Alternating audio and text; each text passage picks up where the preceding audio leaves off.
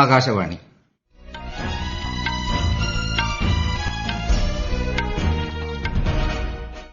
നമസ്കാരം. വാർത്തകൾ വായിക്കുന്നത് സുലൈമാൻ.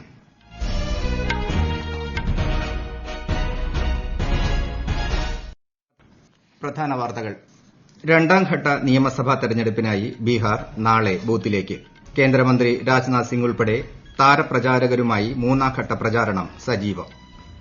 8 മാസത്തെ ഇടവേളയ്ക്ക് ശേഷം അസമിൽ വിദ്യാഭ്യാസ സ്ഥാപനങ്ങൾ തുറന്നു.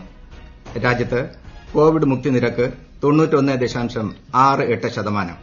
കേരളത്തിൽ ഇന്ന് 4138 പേർക്ക് രോഗം സ്ഥിരീകരിച്ചു. ഡൽഹിയിൽ കോവിഡിന്റെ മൂന്നാം ഘട്ടം സ്ഥിതിഗതികൾ വിലയിരുത്തി കേന്ദ്ര ആഭ്യന്തര സെക്രട്ടറി. IPL ക്രിക്കറ്റിലെ നിർണായക മത്സരത്തിൽ ടോസ് നേടിയ ഡൽഹി ക്യാപിറ്റൽസ് റോയൽ ചലഞ്ചേഴ്സ് ബാംഗ്ലൂരിനെതിരെ ബൌളിംഗ് തെരഞ്ഞെടുത്തു. വാർത്തകൾ വിശദമായി. മൂന്നാം ഘട്ടമായി നടക്കുന്ന ബീഹാർ നിയമസഭാ തെരഞ്ഞെടുപ്പിന്റെ രണ്ടാംഘട്ട വോട്ടെടുപ്പ് നാളെ. ഒന്നാം ഘട്ടം കഴിഞ്ഞ മാസം 28-ന് നടന്നു. ശനിയാഴ്ചയാണ് മൂന്നാം ഘട്ടം. 10-ാം തീയതിയാണ് വോട്ടെണ്ണൽ. നാളെ നടക്കുന്ന രണ്ടാംഘട്ട വോട്ടെടുപ്പിനുള്ള ഒരുക്കങ്ങൾ പൂർത്തിയായി. കൂടുതൽ വിവരങ്ങളുമായി സുവർണ. പറ്റ്ന, വൈശാലി, സീതാമഢി, ദർഭംഗ, മധുബനി എന്നിവയുൾപ്പെടെ 17 ജില്ലകളിലെ 94 നിയോജക മണ്ഡലങ്ങളിലാണ് നാളെ വോട്ടെടുപ്പ്. 146 വനിതകളും ഒരു ട്രാൻസ്ജെൻഡർ സ്ഥാനാർത്ഥിയും 513 സ്വതന്ത്ര സ്ഥാനാർത്ഥികളുമടക്കം 1463 പേരാണ് മത്സരരംഗത്ത്. 2.85 കോടി വോട്ടർമാർ സമ്മതിദാനാവകാശം വിനിയോഗിക്കും. രാവിലെ 7 മുതൽ വൈകുന്നേരം 6 വരെയാണ് വോട്ടെടുപ്പ്. രഘോപൂർ, പറു, മീനാപൂർ, അലോളി ഉൾപ്പെടെയുള്ള 8 നക്സൽ ബാധിത പ്രദേശങ്ങളിൽ വൈകുന്നേരം 4 വരെയാകും വോട്ടെടുപ്പെന്ന് മുഖ്യ തെരഞ്ഞെടുപ്പ് ഓഫീസർ അറിയിച്ചു. ഇവിടെ സുരക്ഷാ സേനയെ വിന്യസിച്ചിട്ടുണ്ട്. പൂർണ്ണമായും കോവിഡ് മാനദണ്ഡങ്ങൾ പാലിച്ചാകും തെരഞ്ഞെടുപ്പ്. BJP 45 സീറ്റിലും JDU 43 സീറ്റിലും വികാസ് ശീൽ ഇൻസാൻ പാർട്ടി 6 മത്സരിക്കും. RJD 56, Congress 24, LJP 52, RSLP 36, BSP 33, NCP 29 സീറ്റിൽ ജനവിധി തേടും. കോവിഡിന്റെ പശ്ചാത്തലത്തിൽ ഒരു പോളിംഗ് സ്റ്റേഷനിൽ 1000 പേർക്ക് മാത്രമേ വോട്ട് ചെയ്യാനാകൂ. News desk, Akashvani. മൂന്നാം ഘട്ടത്തിൽ 78 നിയോജക മണ്ഡലങ്ങളിലാണ് ബീഹാറിൽ വോട്ടെടുപ്പ്. രാജ്യരക്ഷാമന്ത്രി രാജ്നാഥ് സിംഗ് വിവിധയിടങ്ങളിൽ തെരഞ്ഞെടുപ്പ് റാലികളെ അഭിസംബോധന ചെയ്തു. ഉത്തർപ്രദേശ് മുഖ്യമന്ത്രി യോഗി ആദിത്യനാഥ് പശ്ചിമ ചമ്പാരനിൽ തെരഞ്ഞെടുപ്പ് യോഗത്തിൽ പങ്കെടുത്തു. ബീഹാർ മുഖ്യമന്ത്രി നിതീഷ് കുമാർ, പ്രതിപക്ഷ മഹാസഖ്യത്തിലെ മുഖ്യമന്ത്രി സ്ഥാനാർത്ഥി തേജസ്വി പ്രസാദ് യാദവ്, രാഷ്ട്രീയ ലോക് സമതാ പാർട്ടി നേതാവ് ഉപേന്ദ്ര കുശ്വാഹ എന്നിവർ വിവിധ സ്ഥലങ്ങളിൽ തെരഞ്ഞെടുപ്പ് യോഗങ്ങളിൽ പങ്കെടുത്തു. ഉത്തർപ്രദേശിൽ 7 നിയമസഭാ മണ്ഡലങ്ങളിലേക്ക് നാളെ ഉപതെരഞ്ഞെടുപ്പ് നടക്കും. കോവിഡ്-19 മഹാമാരിയുടെ പശ്ചാത്തലത്തിൽ എല്ലാ പ്രതിരോധ നടപടികളും പോളിംഗ് സ്റ്റേഷനുകളിൽ സജ്ജമാക്കിയിട്ടുണ്ടെന്ന് ഉത്തർപ്രദേശ് മുഖ്യ തെരഞ്ഞെടുപ്പ് ഓഫീസർ അജയ് കുമാർ ശുക്ല ആകാശവാണിയോട് പറഞ്ഞു. പോളിംഗ് ബൂത്തിൽ പ്രവേശിക്കുന്നതിന് മുമ്പ് എല്ലാ വോട്ടർമാരുടെയും ശരീര ഊഷ്മാവ് പരിശോധിക്കും. ഈ മാസം 10-നാണ് വോട്ടെണ്ണൽ. മധ്യപ്രദേശിലെ 28 നിയമസഭാ മണ്ഡലങ്ങളിലെ ഉപതെരഞ്ഞെടുപ്പ് പ്രചാരണവും ഇന്നലെ അവസാനിച്ചു. കോവിഡ് മാനദണ്ഡങ്ങൾ പാലിച്ച് നാളെ രാവിലെ 7 മുതൽ വൈകിട്ട് 6 വരെയാണ് വോട്ടെടുപ്പ്. ഗുരു രാംദാസ് ജയന്തി ദിനത്തിൽ ആശംസകൾ നേർന്ന് പ്രധാനമന്ത്രി നരേന്ദ്രമോദി. അസമത്വവും വിവേചനവും അവസാനിപ്പിച്ച് മറ്റുള്ളവർക്കായി സേവനമനുഷ്ഠിക്കുന്നതിന് ഊന്നൽ നൽകിയ വ്യക്തിയാണ് ഗുരു രാംദാസ് എന്ന് പ്രധാനമന്ത്രി ട്വിറ്ററിൽ കുറിച്ചു. അസമിൽ വിദ്യാഭ്യാസ സ്ഥാപനങ്ങൾ 8 മാസത്തെ ഇടവേളയ്ക്ക് ശേഷം ഇന്ന് തുറന്നു. കോവിഡ് മാനദണ്ഡങ്ങൾ പാലിച്ചാണ് വിദ്യാഭ്യാസ സ്ഥാപനങ്ങൾ പ്രവർത്തിച്ചത്. അധ്യാപകർ, വിദ്യാർത്ഥികൾ, ജീവനക്കാർ എന്നിവരെ പ്രവേശന കവാടത്തിൽ പരിശോധനയ്ക്ക് വിധേയമാക്കി. വിദ്യാർത്ഥികളുടെ ഹാജർ നിർബന്ധമല്ല. രക്ഷിതാക്കൾക്ക് താൽപര്യമുണ്ടെങ്കിൽ മാത്രം വിദ്യാർത്ഥികളെ സ്കൂളിൽ അയച്ചാൽ മതി. ശാരീരിക അകലം പാലിക്കുന്നതിന് ഒരു വിദ്യാർത്ഥി ഒന്നിടവിട്ട ദിവസങ്ങളിൽ മാത്രം സ്കൂളിൽ ഹാജരായാൽ മതി. ക്ലാസ് റൂം പഠനത്തിനൊപ്പം ഓൺലൈൻ ക്ലാസും തുടരുന്നുണ്ട്. മഹാരാഷ്ട്രയിൽ 11ാം ക്ലാസ് വിദ്യാർത്ഥികൾക്കുള്ള ഓൺലൈൻ ക്ലാസുകൾ ആരംഭിച്ചു. ഒരിടത്തും പ്രവേശനം ലഭിക്കാത്ത വിദ്യാർത്ഥികൾക്കും അവർക്ക് ഇഷ്ടമുള്ള വിഷയം തെരഞ്ഞെടുത്ത് പഠനം ആരംഭിക്കാമെന്ന് മഹാരാഷ്ട്ര സ്കൂൾ വിദ്യാഭ്യാസ മന്ത്രി അറിയിച്ചു. ചരക്ക് സേവന നികുതി രംഗത്തെ പരിഷ്കരണ നടപടിയായ ഇൻവോയ്സ് ആരംഭിച്ചിട്ട് ഒക്ടോബർ 31-ന് 1 മാസം പൂർത്തിയായി. സർക്കാർ കണക്കുകൾ പ്രകാരം ആരംഭിച്ച ആദ്യ മാസം തന്നെ 27,400ഓളം നികുതിദായകർ വഴി 450 ലക്ഷം ഇൻവോയ്സുകളാണ് NIC പോർട്ടലിലൂടെ സൃഷ്ടിക്കപ്പെട്ടത്.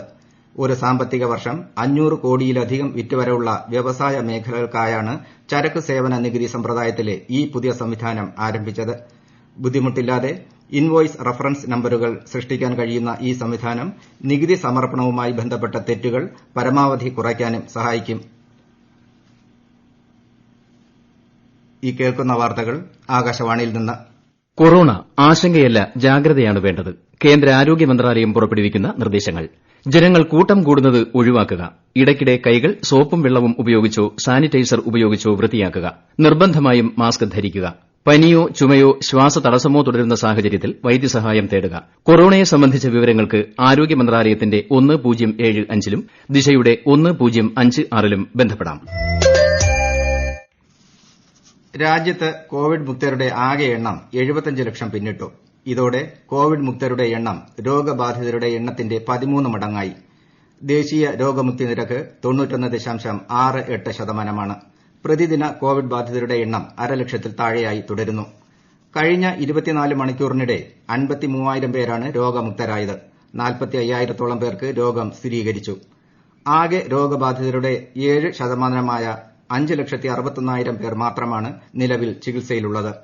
കഴിഞ്ഞ 24 മണിക്കൂറിനിടെ 496 മരണം രേഖപ്പെടുത്തി. 1.49% മരണനിരക്ക്. രാജ്യത്ത് ഇതുവരെ 82 ലക്ഷത്തോളം പേർക്ക് കോവിഡ് ബാധിച്ചപ്പോൾ 12,200-ഓളം പേർക്ക് ജീവൻ നഷ്ടമായി.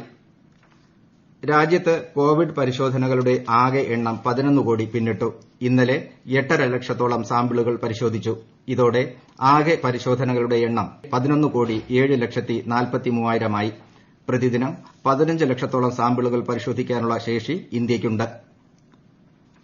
കേരളത്തിൽ ഇന്ന് 4,138 പേർക്ക് കോവിഡ് സ്ഥിരീകരിച്ചതായി മുഖ്യമന്ത്രി പിണറായി വിജയൻ വാർത്താസമ്മേളനത്തിൽ പറഞ്ഞു. 7,108 പേർ രോഗമുക്തരായി. 438 പേരുടെ ഉറവിടം കണ്ടെത്താനായില്ല. 3,599 പേർക്ക് സമ്പർക്കത്തിലൂടെയാണ് രോഗബാധ.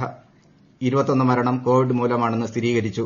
47 ആരോഗ്യ പ്രവർത്തകർക്കും കോവിഡ് സ്ഥിരീകരിച്ചു. ഇന്ന് 33,345 സാമ്പിളുകളാണ് പരിശോധിച്ചത്. ഡൽഹിയിൽ കോവിഡ്-19ന്റെ നിലവിലെ സ്ഥിതി ആഭ്യന്തര സെക്രട്ടറി അജയ് ഭല്ല വിലയിരുത്തി. നിതി ആയോഗ് അംഗം ഡോക്ടർ വി കെ പോൾ, കേന്ദ്ര ആരോഗ്യ കുടുംബക്ഷേമ സെക്രട്ടറി, ഡൽഹി സർക്കാരിലെ ഉയർന്ന ഉദ്യോഗസ്ഥർ എന്നിവർ യോഗത്തിൽ പങ്കെടുത്തു. ഡൽഹി കോവിഡിന്റെ 3ാം ഘട്ടത്തിലൂടെയാണ് കടന്നുപോകുന്നതെന്ന് യോഗം വിലയിരുത്തി. ബീഹാറിൽ കോവിഡ് മുക്തി നിരക്ക് 96.08% ഉയർന്നു. കഴിഞ്ഞ 24 മണിക്കൂറിനിടെ 777 പേർക്ക് രോഗബാധ സ്ഥിരീകരിച്ചു.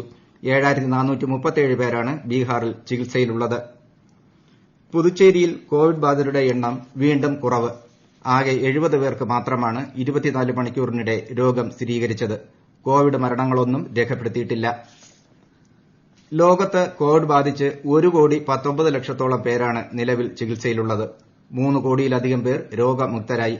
12 ലക്ഷത്തിൽ പരം പേർക്ക് ജീവൻ നഷ്ടമായി. ബ്രിട്ടനിൽ കോവിഡ് കേസുകളുടെ എണ്ണം വർദ്ധിക്കുന്ന സാഹചര്യത്തിൽ 2ാം തവണയും ലോക്ഡൌൺ പ്രഖ്യാപിച്ചു. ഈടില്ലാത്ത വായ്പാ പദ്ധതിയായ emergency credit line guarantee scheme കേന്ദ്ര സർക്കാർ ദീർഘിപ്പിച്ചു.